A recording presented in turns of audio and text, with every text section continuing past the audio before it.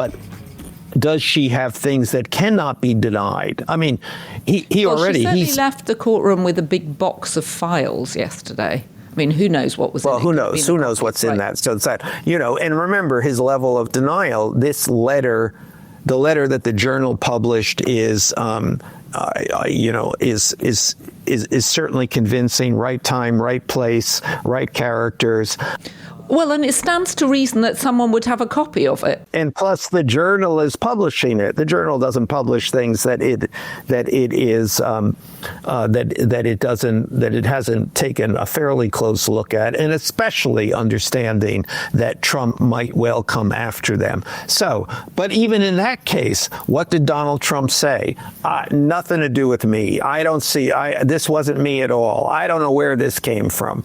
So, therefore, they'll look at what Ghislaine has and say, well, we can just deny that, and who you're going to believe, a convicted felon or the president of the United States? Or they're going to look at what she says and says, oh my God, this is really going to be hard to get out from under. Right, and he can deny it, but there are pictures. I mean, there's lots of pictures of him with Epstein. We know they were really well. We already know that, so right. that's not the issue. The issue is, what does she have that goes beyond that? Michael, if it turns out that Ghislaine Maxwell does have compromising material on the president and Todd Blanche advises Donald Trump to give her a pardon or commute her sentence in some way, what do you think what is the MAGA base reaction? Violent. That's going to be a major issue. It's going to be a major issue. The choice that he will have to make is between protecting himself and dealing with the base. Somehow he's got to bring those two together. He's got to get the base to recognize that without him there is no MAGA. But this is a really complicated trick. Can he pull that off? I'm not sure. And where is J.D. Vance in all this? Hiding. He's in hiding. I mean, J.D. Vance for his own political future, cannot lose the MAGA base, but for his own political future, he cannot lose Donald Trump. Go figure. And Mike Johnson. I suddenly saw Mike Johnson as a potential candidate today when he said, well, we have to let this play out. We need to understand it. These are heinous crimes. I suddenly thought, oh, Mike Johnson is going to run too. Well, I think everybody's going to run. This is, there is going to be no Donald Trump. So for the first time in 10 years, more than 10 years, it's going to be a wide open Republican opportunity. So everybody is going to be in. And the other thing that you really notice by her absence is that of Melania, that often men caught up in situations like this have a wife who's loyally standing by their side. Well, Melania is nowhere to be seen. Ivanka is nowhere to be seen. This must be a horrifying story for them. Okay, well, two points. She never is by his side. All of those courtroom appearances, did she show up once? I report in my book that one of the aides approached her and she said, nice try, and then laughed. But, and this is probably for further food, she was very involved in this Epstein relationship. I mean, there is this model thing, but and Epstein talks about, and she's introduced by a model agent, both of whom Trump and Epstein are involved with. She's introduced to Trump that way. Epstein knows her well. Epstein says the first time Donald Trump and Melania have sex is on his airplane. So this is another complicated dimension in this. Where does she fit into the Epstein story? Where does she fit into this whole culture of models of indeterminate age? And Ivanka and Jared are nowhere to be seen. Never are these days. Right. And for Rupert Murdoch, who seems, I mean, the Wall Street Journal, and conflict of interest alert here, Emma Tucker, who's the executive editor of the Wall Street Journal, is a close personal friend of mine. She's been doing a stellar job at the Wall Street Journal.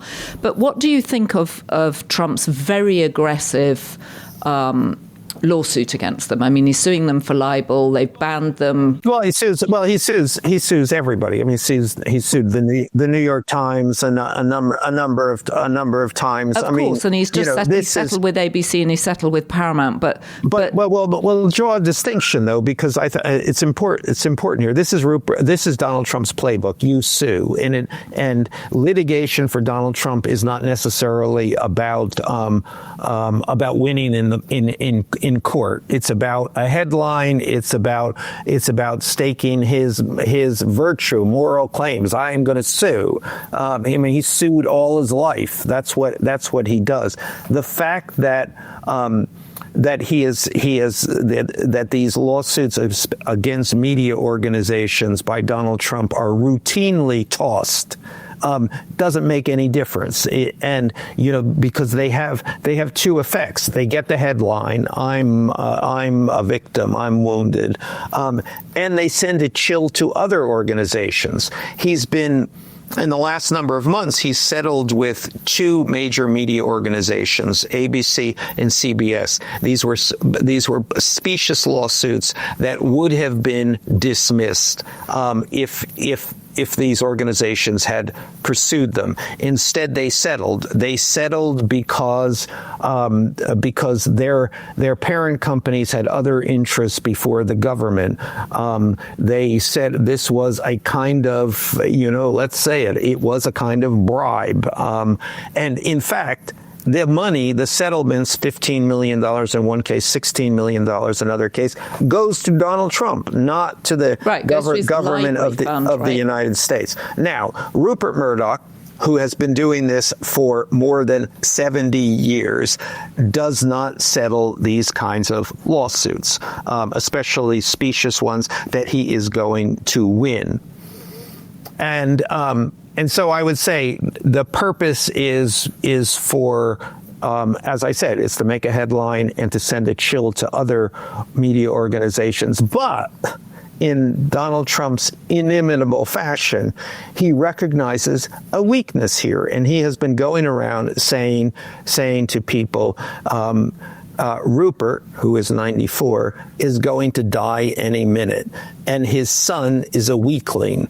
His son is Lachlan Murdoch, who will take over the organization upon his father's death, and is, in any interpretation, a weakling. Would Lachlan Murdoch settle with Donald Trump? Yeah, probably immediately. So this is a bet by Donald Trump that Rupert Murdoch will die before any kind of discovery would take place. Well, it doesn't matter. It's win-win for him anyway. He gets the headline, gets to send the chill, even if Rupert Murdoch, many people have anticipated Rupert Murdoch's death for many years, and yet he goes on, and he may well go on long enough for this suit to be dismissed, which would happen in the next number of months, probably.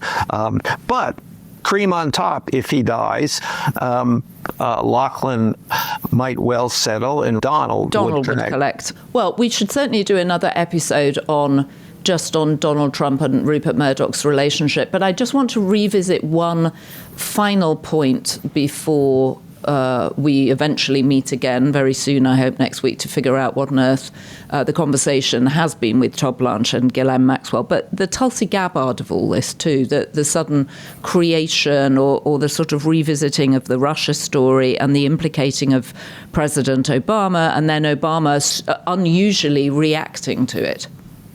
Well, Tulsi Gabbard he has treated her like he has treated his lawyers. I mean, he's really pushed her out. She did something that that he didn't like. She was immediately pushed out. Everybody in the administration. Well, was that over the Iran, yes, the Iranian yes, affair? yes. Right. So she said they didn't have the capabilities to make nuclear weapons. Exactly. And then she immediately had to backtrack on it. Do you remember that 3 weeks ago? Right. So 3 weeks everybody ago. has told her, "You're toast. You're finished. You might as well just go home." And people have blanked her. I mean, I've heard about this all. Tulsi, get it. Don't be anywhere near her. Yeah, she's don't losing. get in a photo with her. Sell shares in Tulsi Gabbard. Please join me in applauding our producers of this episode, Devon Rogerino, Anna von Ursen, and our editor, Jessie Millward.